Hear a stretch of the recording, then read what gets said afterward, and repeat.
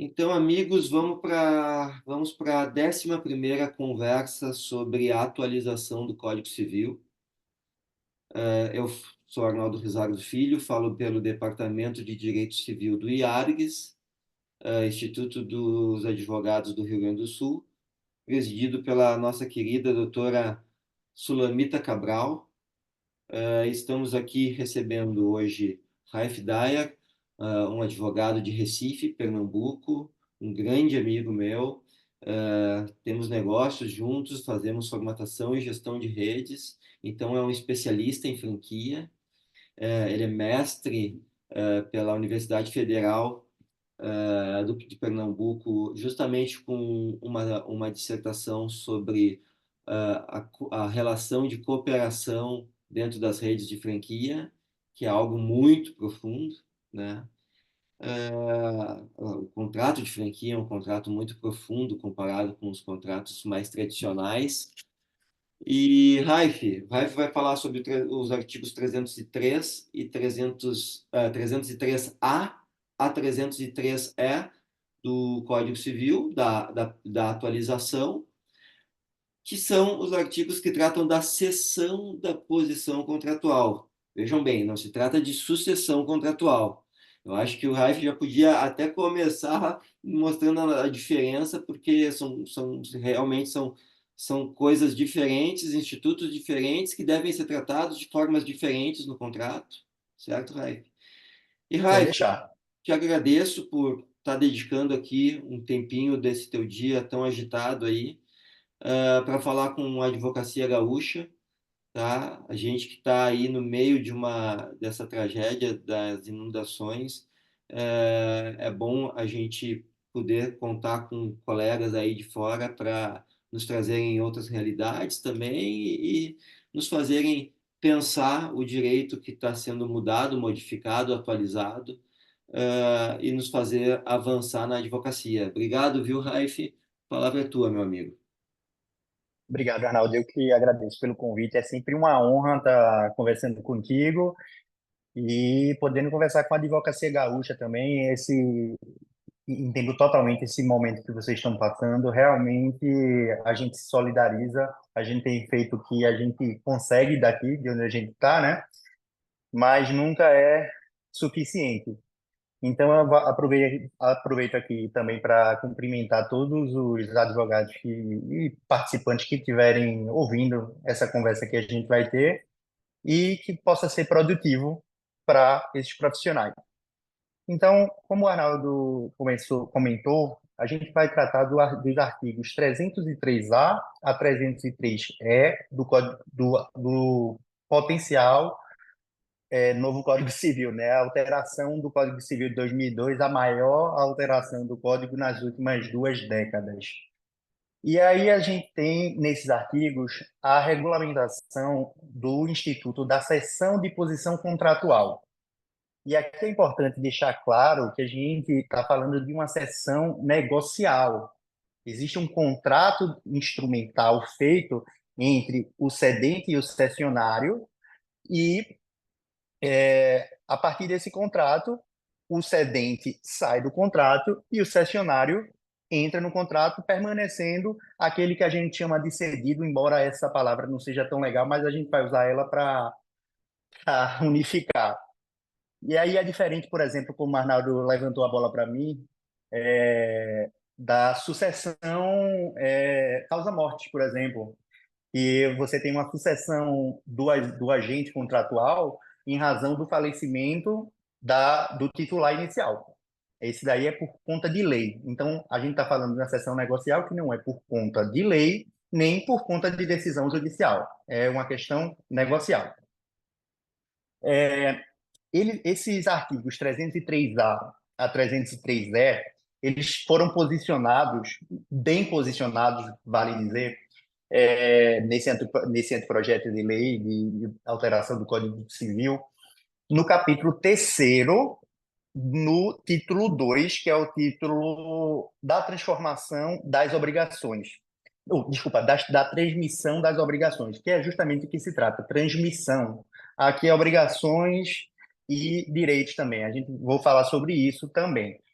embora o Instituto da Cessão de Posição Contratual seja estranho ao ordenamento positivado brasileiro, ele é amplamente aceito pela doutrina e jurisprudência. E a gente até usa, acredito que o Arnaldo, eu, muitos dos advogados com os quais a gente está interagindo agora já fizeram algum contrato, ou de cessão de posição contratual, ou de cessão de direitos e deveres sobre um determinado contrato.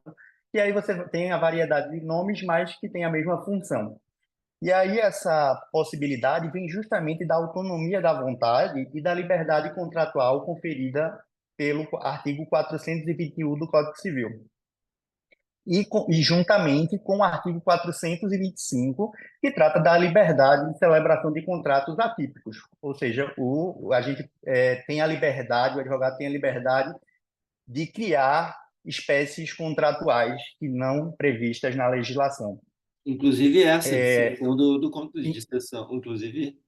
Inclusive essa que, como eu disse, a gente vê bastante. Eu acho que vocês já deve ter visto muito na prática. Eu já vi na prática, já dei pareceres, inclusive relacionados à cessão da posição do franqueador para outro franqueador, de franqueado para outro franqueado. Só que o que acontece? A positivação ela tem um aspecto muito bom, que é uniformizar até o que a jurisprudência e a doutrina já entendem e facilitar, né? Ela é uma redução de complexidade, como a gente sabe, né? A positivação, até a gente falando em Luhmann, como a gente sempre conversa, a codificação ela é uma redução de complexidade, porque aí a gente não precisa mais estar discutindo sobre aquele assunto, porque ele já está positivado na lei e vai seguir aquele critério. Pois bem, até os dias atuais, o que a doutrina tem sugerido é que esse contrato ele já seria satisfatoriamente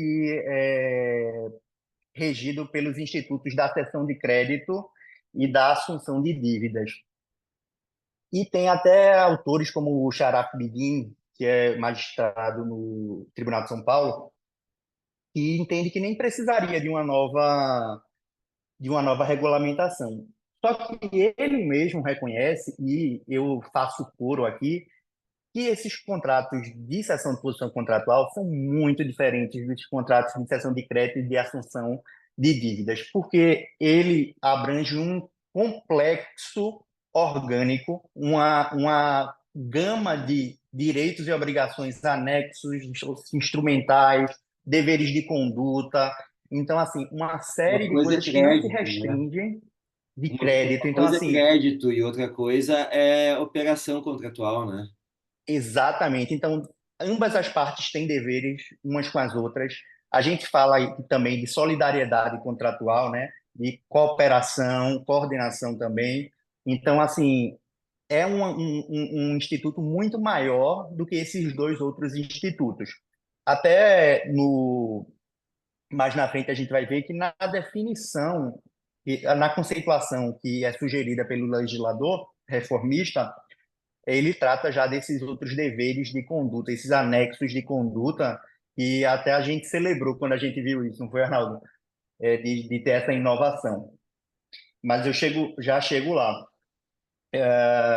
E aí o próprio Bidin, que tem um livro sobre seção de posição contratual, ele descreve a seção de posição contratual como sendo a transmissão de um todo orgânico, capaz de, por si só, distingui-la dos demais institutos, que são os de assunção de dívida e cessão de crédito.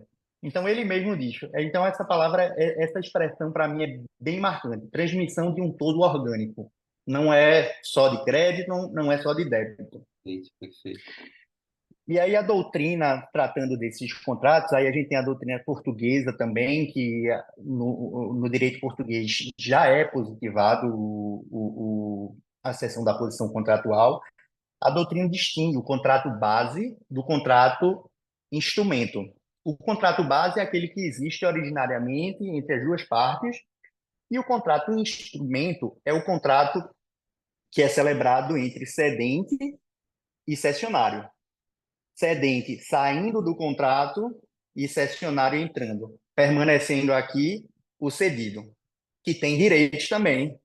E aí é justamente sobre essa regulamentação que a gente tem que tratar os direitos de cada um deles, os direitos e obrigações.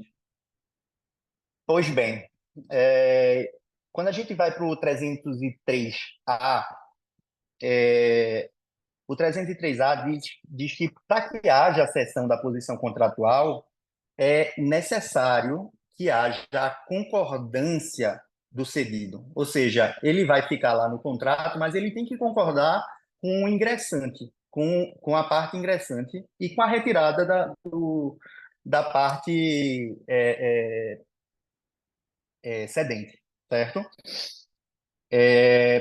Por outro lado, o próprio artigo 303A, no parágrafo único, ele permite que no próprio contrato base, que é o contrato inicial, o próprio cedido já autorize previamente essa sessão que irá ou poderá acontecer no futuro, bastando que ele seja notificado. Mas a questão da notificação e da ciência são imprescindíveis para que haja eficácia perante o cedido. Se ele não for notificado ou cientificado expressamente e continuar cumprindo o contrato em relação ao cedente, ele está certo, ele está coberto legalmente, porque ele não foi cientificado. Mas a partir do momento que ele é cientificado, ele tem que passar a cumprir a obrigação com o cessionário, certo? Mas Vou no fazer a leitura. contrato, desculpa, no contrato instrumento, então tem que ter, em princípio, a posição de anuente. Tem que ter ou ele entra como interveniente anuente lá, ou assim que é celebrado o contrato, faz uma notificação e envia para o cedido, Mas é informando se difícil houver a ter. cláusula expressa no contrato base. Mas é difícil ter. Geralmente tem cláusula de que é possível sob concordância e verificação de tais e tais coisas. Então, Mas eu já vi, Arnaldo, assim, é bom assim a gente fazer a conversa e essa troca. Eu já vi contratos de franquia em que o próprio contrato já prevê a possibilidade de o franqueado ceder a posição dele para um terceiro. E eu já trabalhei, inclusive, num caso em que uma franqueadora de porte médio, que estava se tornando grande, fez uma cessão da posição contratual para uma multinacional, o que era um problema. Assim, era um problema porque a multinacional não estava acostumada, como a gente sabe, uma multinacional burocrática que é praticamente um estatal, né? Não está acostumada com o sistema de franquia, que é de os 3 Cs que a gente costuma comentar, né? Colaboração, cooperação e, e coletivismo, né? coletivismo, muita flexibilidade, né? Pois é, precisa-se dessa flexibilidade, o que não tem na multinacional. E aí eu vou ler o artigo 303A para fixar isso que eu acabei de dizer. O artigo 303A diz: qualquer uma das partes pode ceder sua posição contratual desde que haja concordância do outro contraente, certo? Parágrafo único, também já comentado. Se o outro contraente houver concordado previamente com a cessão, esta somente lhe será oponível quando dela for notificado ou, por outra forma, tomar ciência expressa. Basicamente, é exatamente o que a gente comentou há pouco. Aí, quando a gente vai para o artigo 303B, a gente vê que o legislador reformista entendeu bem que a cessão da posição contratual é muito mais do que uma assunção de dívidas ou cessão de crédito, porque ele diz o seguinte, eu vou ler diretamente o artigo. A cessão da posição contratual transfere ao cessionário todos os direitos e deveres objetos da relação contratual, inclusive os acessórios da dívida e os anexos de conduta. Ou seja, a gente está falando aqui já de anexo de conduta, uma coisa que a gente não vê comumente no Código Civil de 2002. Não, só vendo a Isso judiação aqui é uma que inovação. torta, né? A classificação das obrigações, né? Principal, acessória da principal anexos e laterais, né? E aí ele está Exato, colocando que os laterais estão dentro dos anexos, né? Que tem vida autônoma, né? exatamente. Então, assim, é uma inovação muito significativa no meu entendimento. Para terminar aqui, o artigo diz: salvo expressa disposição em sentido contrário, em relação aos acessórios dos anexos, né? Mas a regra é que se passe tudo mesmo. Já o 303C diz que o cedente se responsabiliza apenas pela existência e pela validade do contrato, mas não se responsabiliza pelo cumprimento. Afinal, ele sai do contrato, né? Então, ele não Ah, tem como se responsabilizar mais pelo cumprimento. Isso faz todo sentido. Então, lendo aqui o 303C, a gente tem que o cedente garante ao cessionário a existência e a validade do contrato, mas não o cumprimento dos deveres e obrigações. Nesse ponto aqui, até conversando contigo, Arnaldo, eu acredito que, pela liberdade contratual, ele poderia, em algum momento, se responsabilizar por algum cumprimento se fosse uma condição contratual imposta pela parte cessionária, mas não é a regra. acho que pode ser negociado, né? Exatamente, esse é o meu entendimento. É só para a gente dizer aqui nessa conversa que não é porque está dizendo isso aqui expressamente na lei que não é possível prever de forma diversa. E a redação fala em deveres e obrigações. Exatamente, fala em Pode deveres e ser coisas obrigações. diferentes. Isso, verdade. Ou seja, coisas que já são devidas, né? Não é isso? E coisas que Obrigação, né? são obrigações que ainda vão existir. Ou seja, ele se responsabiliza, se você for ver aqui, ele não se responsabiliza nem pelo passado, né? Porque se é dever, já é dívida. É, é. Então, Concorda? eu acho que essa redação aí poderia ter sido melhor resolvida, né? Eu acho que dá muito Verdade. deveres e Eu acho. obrigações. Parece. Sabe o que que acontece? É que nem o artigo 422 do Código Civil, né? Os Aham. contratantes são obrigados a manter na conclusão e na execução do contrato os princípios da probidade e boa-fé. Como se probidade e Mesma coisa. boa-fé fossem a mesma coisa, e não são. E deveres e obrigações são a mesma coisa ou não são? Tem Não são de jeito nenhum. pois é, né? É justamente. Porque se é dever, já é exigível, né? A obrigação é Claro. uma coisa que vai acontecer mais na frente. De acordo E eu acho que com o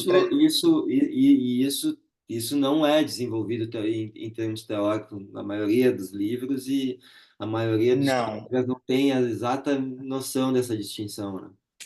essa distinção, eu digo assim, confesso que eu trouxe da minha especialização na FGV de São Paulo. Lá a gente estudava essa questão. E nesse ponto a gente foi bem, a FGV foi bem feliz em trazer esse ponto, porque é relevante sim. É relevante. E é bom que a gente traga esse debate, porque depois a gente pode até tirar dúvidas, eventualmente, de algum Claro. ouvinte, né, que queira falar sobre o assunto. Falando do 303D, no penúltimo artigo, o cedente, que é, repetindo, aquele que se retira do contrato, ele fica liberado de todos os seus deveres e também de todas as garantias que tenha prestado.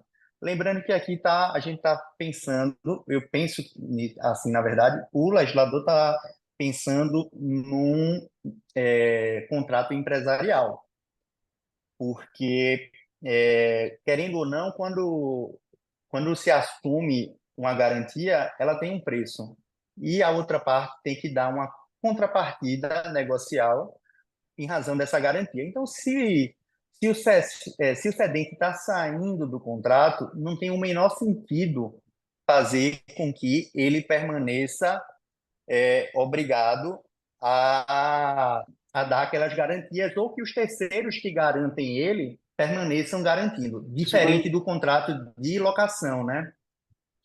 Eu vou exatamente. jogar essa Não, bola não, para ti, Arnaldo. eu fico pensando no conflito que vai acontecer, né? Porque um contrato de locação também pode ser acontecer a cessão do contrato, né? Sim. Nesse caso, talvez a gente tenha que lidar com lex specialis generalis, né? É. E jurisprudência Talvez em seja isso. seminários também, né? que a gente depende muito dela. É, É, não, então, mas assim, pode, continua, por favor.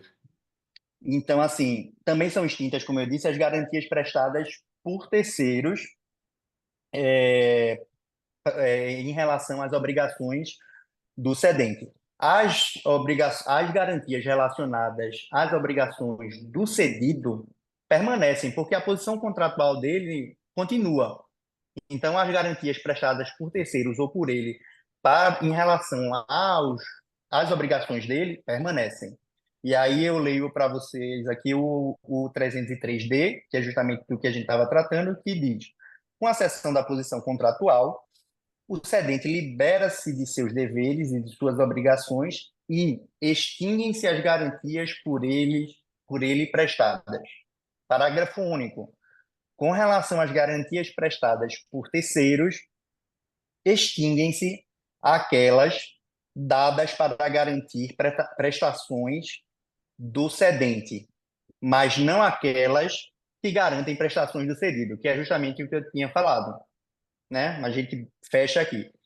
E aí separei também um julgado de 2014 do STJ, um recurso especial 1.036.530 de Santa Catarina, que tratou do assunto.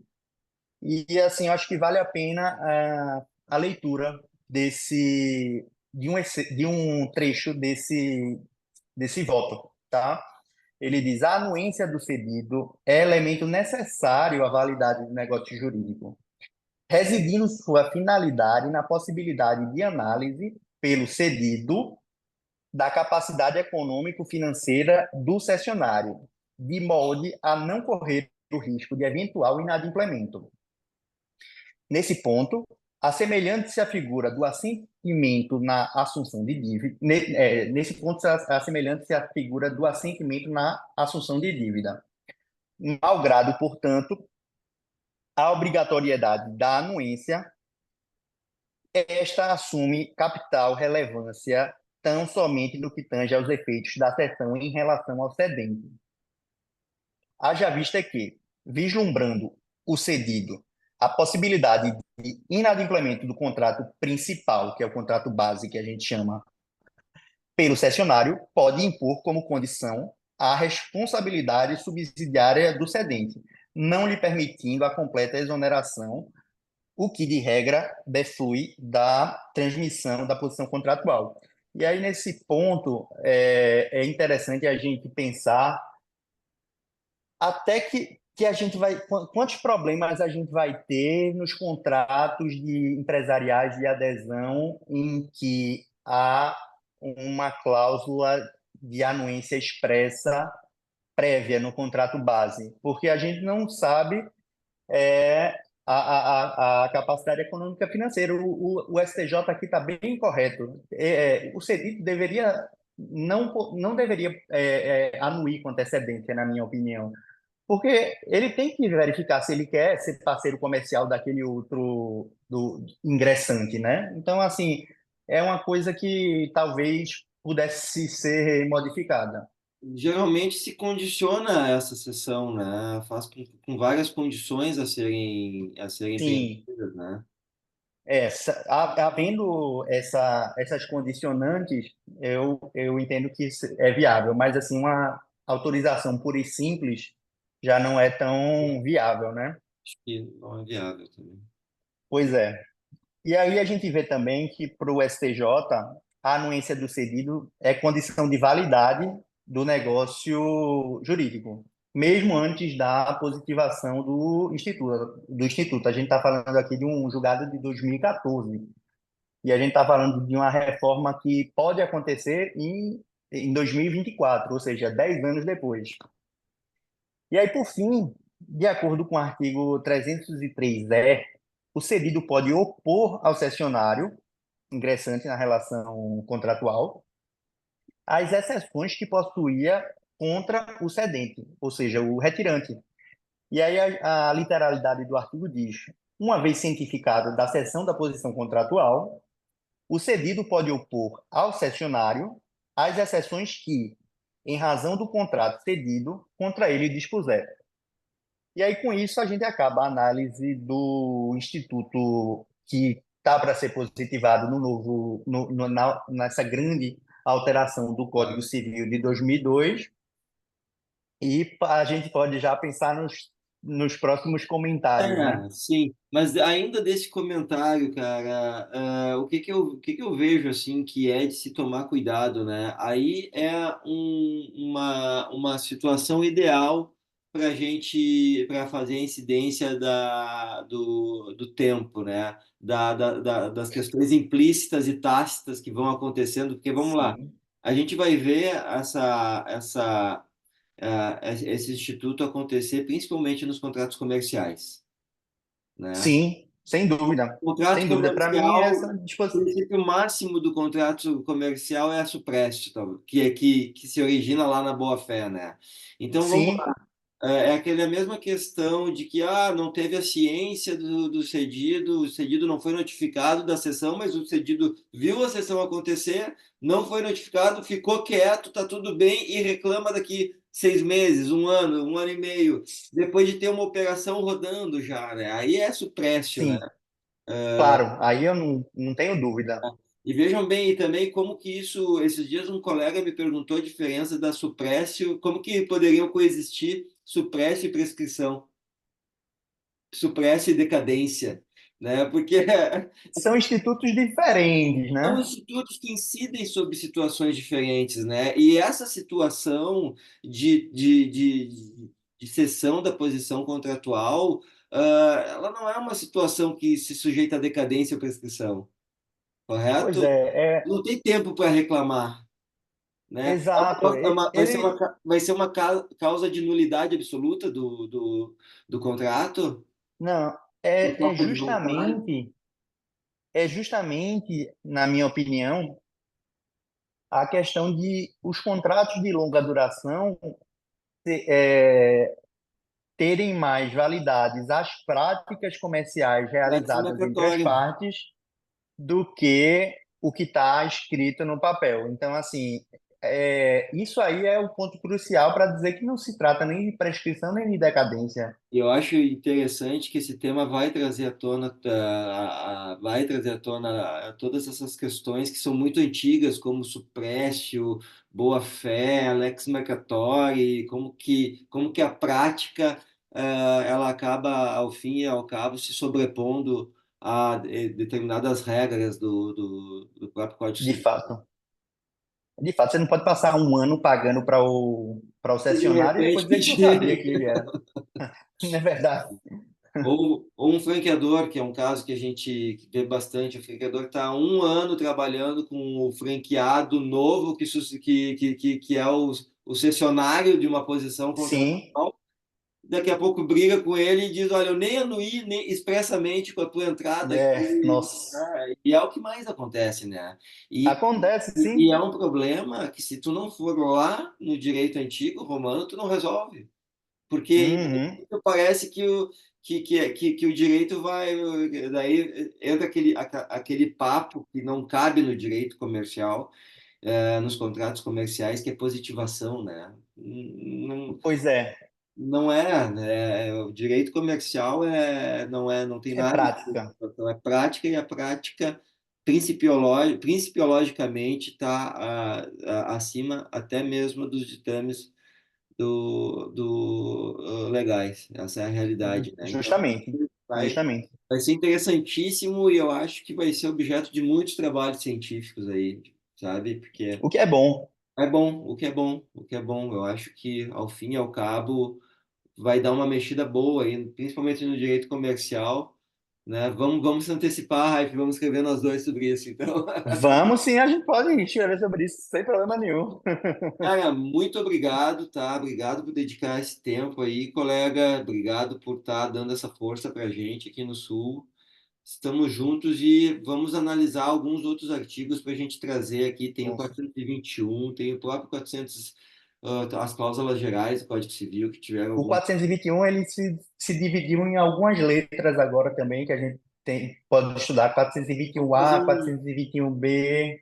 vamos A fazer um gente tem encontro um. de cada uma. Acho que vai ser bem Vamos, legal. vamos sim, Então tá, meu amigo. vamos sim. Obrigado, viu? Obrigado, amigo. Até mais. Até Tchau, a próxima, tchau. então. Tchau, Valeu. tchau.